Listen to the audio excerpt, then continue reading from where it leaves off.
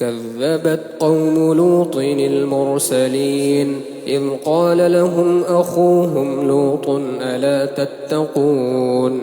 إني لكم رسول أمين فاتقوا الله وأطيعون وما أسألكم عليه من أجر إن أجري إلا على رب العالمين أتأتون الذكران من العالمين وتذرون ما خلق لكم ربكم من أزواجكم بل أنتم قوم عادون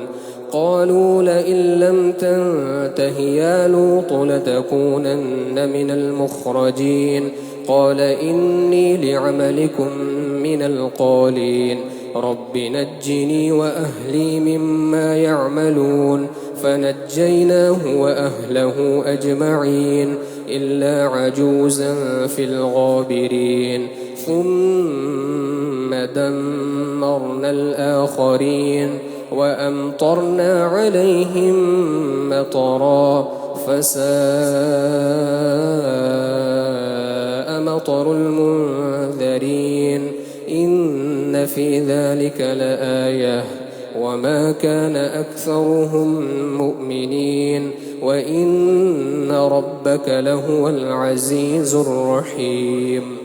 كذب أصحاب الأيكة المرسلين إذ قال لهم شعيب ألا تتقون إني لكم رسول أمين فاتقوا الله وأطيعون وما أسألكم عليه من أجر إن أجري إلا على رب العالمين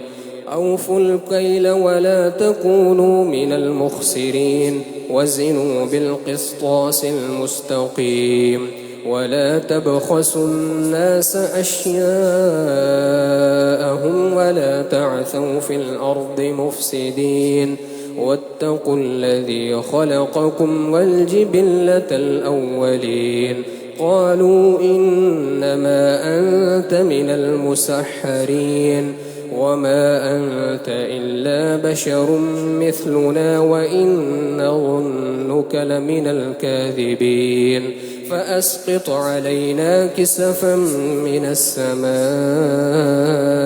إن كنت من الصادقين قال ربي أعلم بما تعملون فكذبوه فأخذهم عذاب يوم الظلة إنه كان عذاب يوم عظيم إن في ذلك لآية وما كان أكثرهم مؤمنين وإن ربك لهو العزيز الرحيم